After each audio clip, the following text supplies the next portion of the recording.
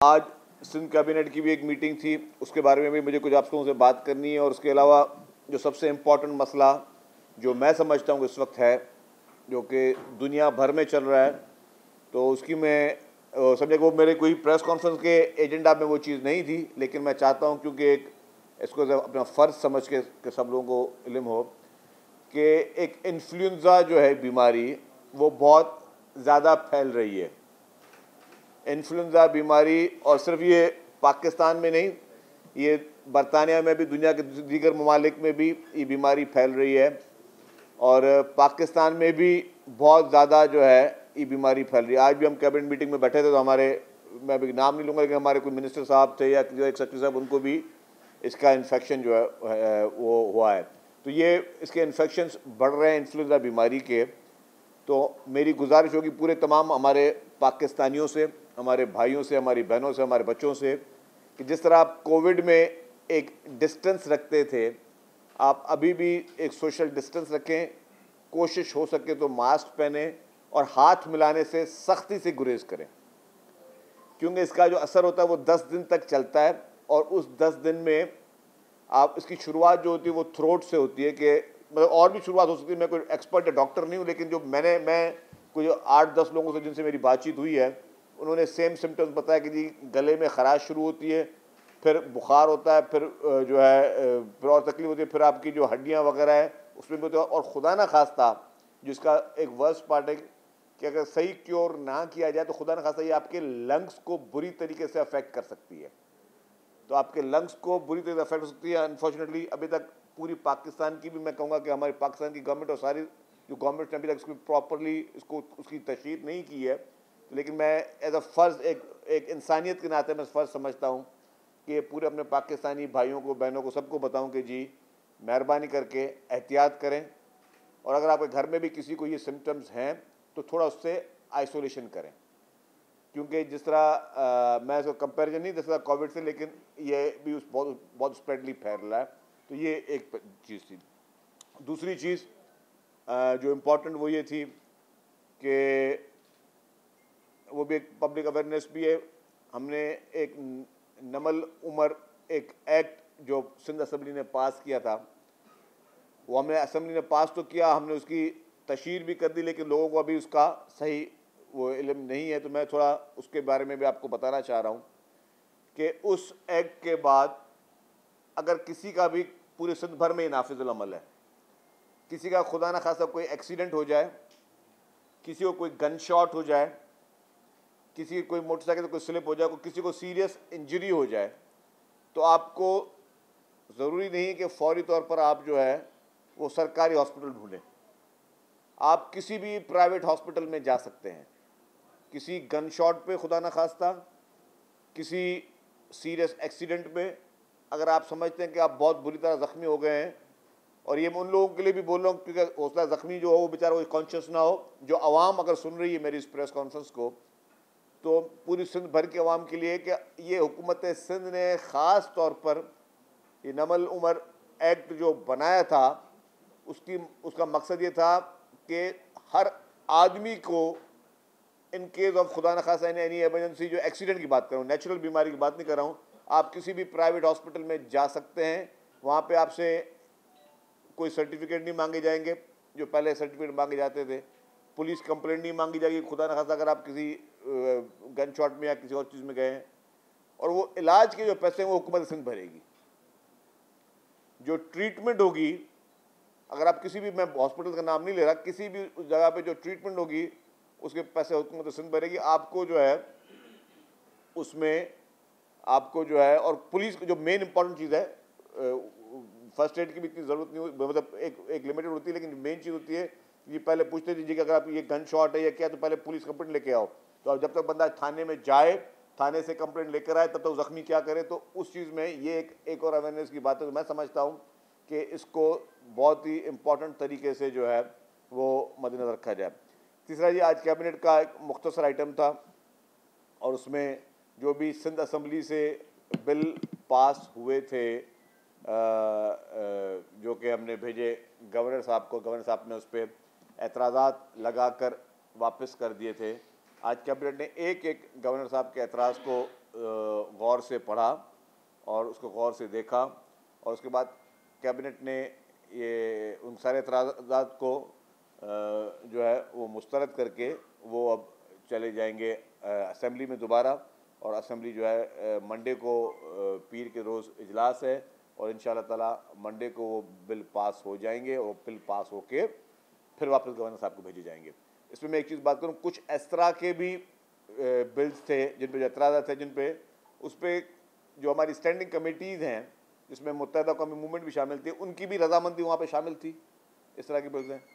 और जो असेंबली ने कुछ ऐसे बिल्स थे जो कि यूनानिमसली पास किए, यूनानिमसली पास की मतलब असेंबली के तमाम मेंबरान ने उसको मुश्तरका तौर पर पास किया, उसके बावजूद जो है तो उस मुश्तरका में सब लोगों की कंसेंसस शामिल था, उसके बावजूद वो एतराज़ आते, लेकिन वो एतराज़ात जो हैं वो अब जो है वो उसको अब वो जाएंगे फिर दोबारा, मतलब यहाँ से कैबिनेट ने उनको रिजेक्ट कर दिया और अब वो जाएंगे असेंबली। तीसरी चीज़ जो कि बहुत ही इम्पॉर्टेंट है, और वो पहले मैंने 2 दिन पहले भी उस पर बात कर चुका हूँ, आज फिर मैं रिपीट करना चाह रहा हूँ उस बात को, क्योंकि उस पर मंडे से अमल दरामद शुरू हो रहा है, तो बाकी 2 दिन है।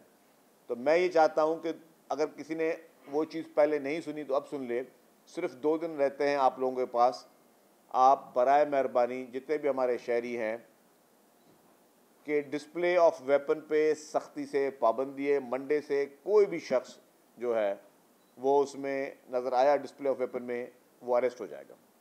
सादे कपड़ों में किसी ने भी ढाले में भी, चाहे वो पुलिस फोर्स का हो किसी और फोर्स का, अगर सादे कपड़ों में किसी ढाले में अगर कोई शख्स वेपन लेके मौजूद है वो गिरफ्तार होगा।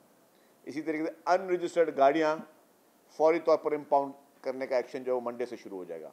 कोई भी अनरजिस्टर्ड गाड़ी जो कि शहर में नज़र आई, किसी की भी गाड़ी होगी वो इम्पाउंड होगी, और फिर आपको तकलीफ़ होगी उन लोगों को जो वो गलत गाड़ी चला रहे हैं।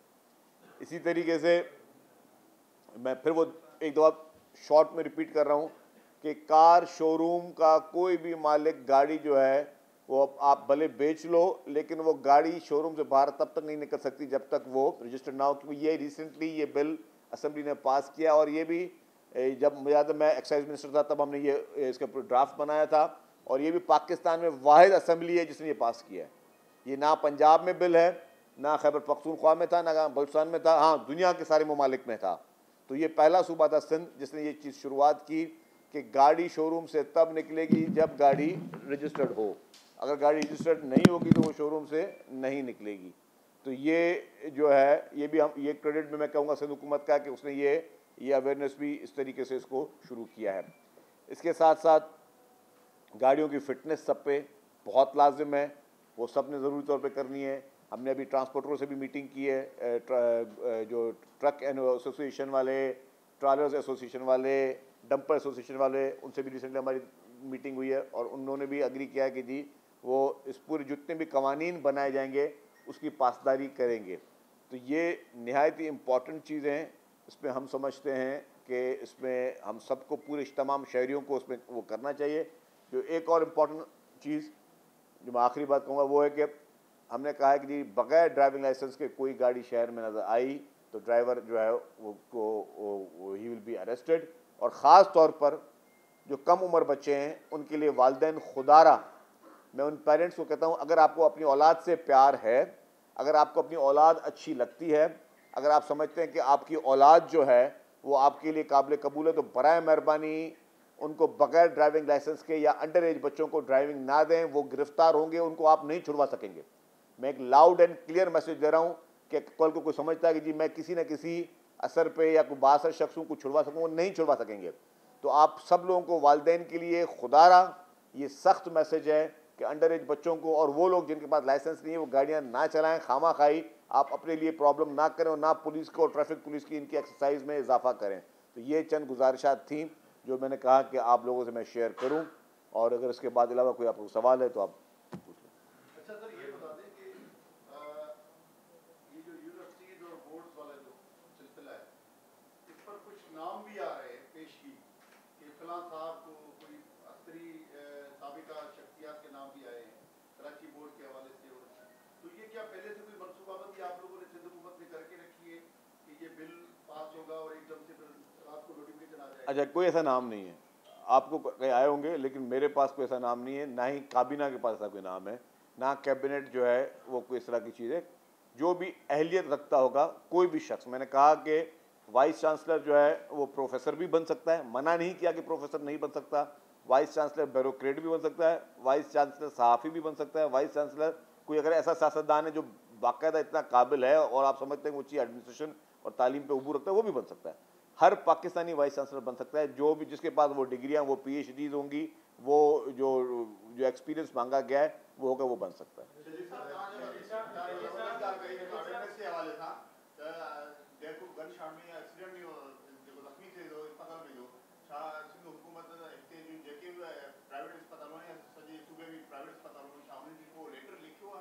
ये कानून है मेरे भाई, ये कानून है।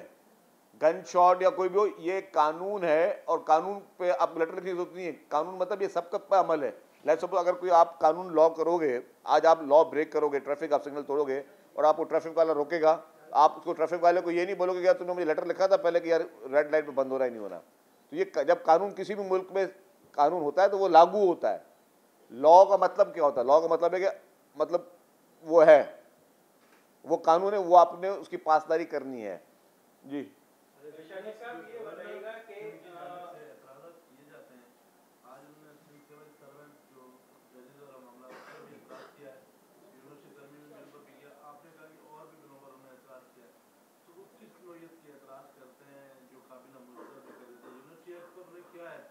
देखिए जी, उनके मुख्तलिफ़ चीज़ों पर एतराज़ात थे, उनके जो जुडिशल रिफॉर्म्स है उस पर भी एतराज़ात थे, उनके यूनिवर्सिटीज़ पे भी एतराज़ात थे, तो सारी चीज़ों पर एतराज़ात थे। लेकिन हर इंसान अपना अलग ओपिनियन रख सकता है ना। गवर्नर साहब ने एक अलग ओपिनियन रखा, उनके ओपिनियन काबिल एहतराम है हमारे लिए, लेकिन कैबिनेट में जो मेजॉरिटी थी उनका ओपिनियन उनके ओपिनियन से डिफरेंट था। तो जो क्योंकि बहुत ज़्यादा एतराज़ात थे ना, वो पूरी मैं आपको पूरी लिस्ट में आपको बैठ के पढ़ूंगा, तो लेकिन उन्होंने अपने एक ओपिनियन दिया और दिस इज़ द डेमोक्रेसी। यही जमहूरियत की एक हुस्न ये है जमहूरी माशरे में कि अगर एक शख्स जो कि मुखालफत करता है कि जी मुझे ये चीज़ समझ में नहीं आती, उनका ओपिनियन बिल्कुल चेंज है गवर्नर साहब का, लेकिन जो कैबिनेट ने डिसाइड किया कि नहीं जी ये एतराज़ात ठीक नहीं है। कुछ पे तो ऐसी चीज़ें जिस पे कुछ इस तरह की वो चीज़ें थी जिस पे मेरे ख्याल से उनको भी मिसगाइड किया गया था गवर्नर साहब को। जो भी उनके माहिरीन थे वो एतराज़ात कुछ तो बनते भी नहीं थे, वो हो भी नहीं थे, लेकिन कुछ उनके एतराज़ात उनके ओपिनियन में ठीक होंगे, लेकिन कैबिनेट के ओपिनियन में वो ठीक नहीं थे।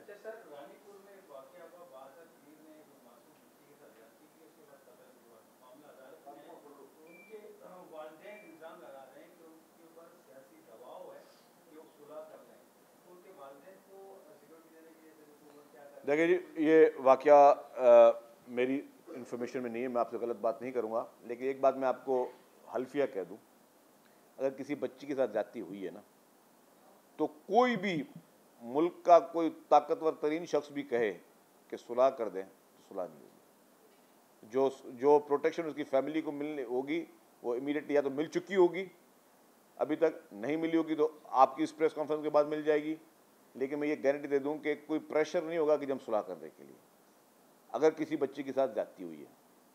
तो इस पर बिल्कुल सिंध हुकूमत की भी ज़ीरो टॉलरेंस है, पीपल्स पार्टी की भी ज़ीरो टॉलरेंस है, मैं समझता हूँ कि इंसान ज़ात की भी ज़ीरो टॉलरेंस है।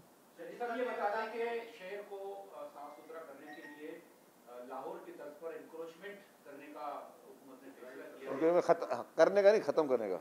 वही खत्म करने का फैसला किया है, तो आप ये बता दें कि वाकई उसी तरह लाहौर की तरह इस शहर को बनाया जाएगा या फिर कुछ और मुतबादिल मैकेनिज्म है? दूसरा इसमें कि शहर में जो इस वक्त तरक्याती काम जारी है वो भी सबसे बड़ी शहरों के लिए परेशानी का बायस है। ट्रैफिक जाम होती है, अभी तक मजबूरी वहाँ पर काम करेगी, कब तक मुकम्मल होंगे मंसूबे? क्योंकि यूनिवर्सिटी रोड अभी बना था और अभी टूट गया है। रेड लाइन के खिलाफ एक इजलास भी किया है जी।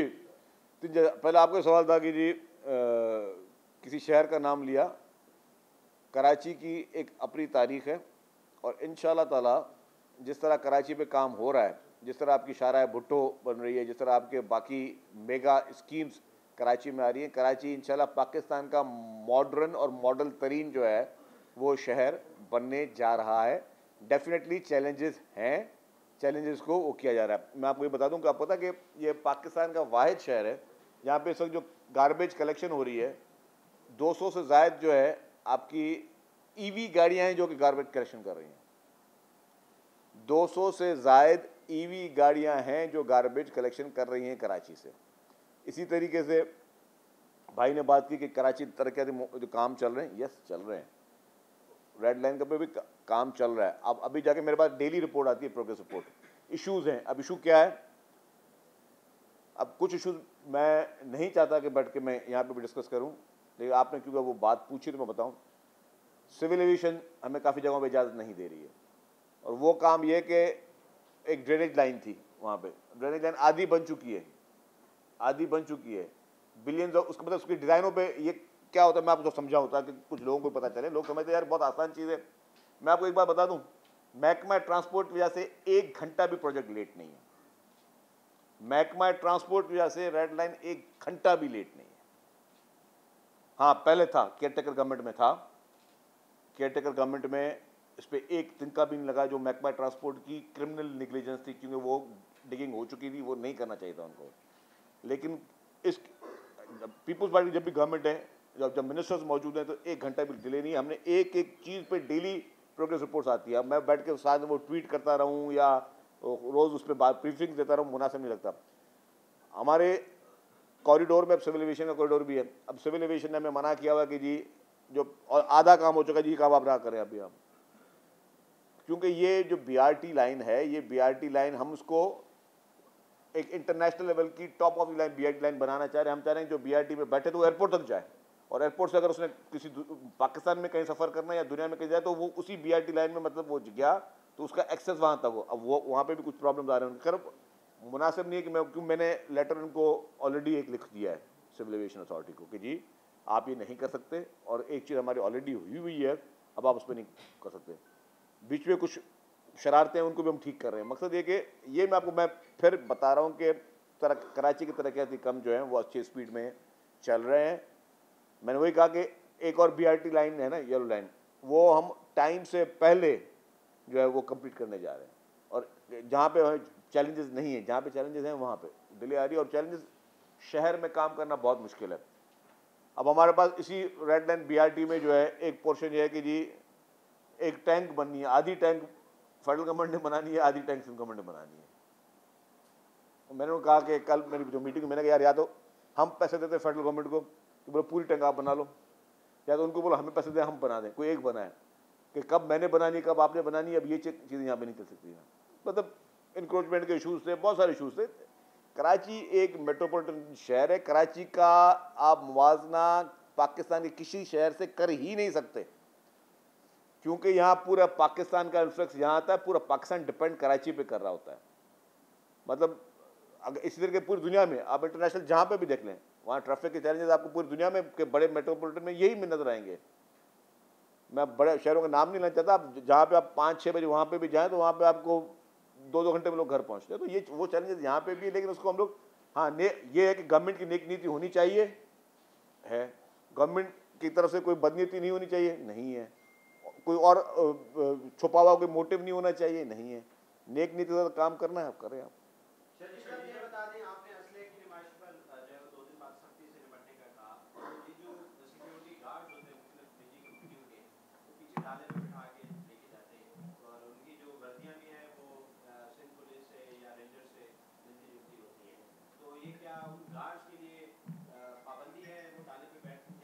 ये भी बहुत अच्छा सवाल किया, मैं भूल गया था, कल परसों भी भूल गया था, आज भी भूल गया। सलीम साहब आपकी मेहरबानी।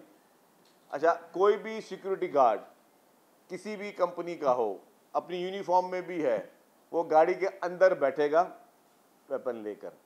अगर वो भी ढाले में बैठा वेपन लेकर तो वो भी ममनून है। मैं दोबारा रिपीट कर रहा हूँ, कोई भी सिक्योरिटी गार्ड किसी भी कंपनी का अगर किसी गाड़ी के ढाले में वेपन की नुमाइश कर रहा है, इट इज़ नॉट अलाउड।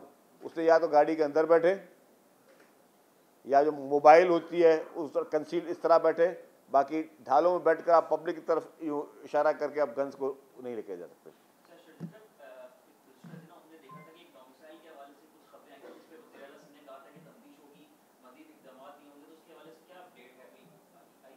कौन सी डोमिसाइल की? देखिए फेक डोमिसाइल तमाम डिप्टी कमिश्नर्स को ऑलरेडी पता है, उनको ये इल्म में भी और कानून भी है कि कोई फेक चीज़ बनानी नहीं है। अब एक चीज़ फेक नहीं बनाने, अगर कोई एक दो शख्स करता है, जहाँ कंप्लेंट आएगी तो कोई भी ऑफिसर हो, definitely he will be behind the bars. Thank you.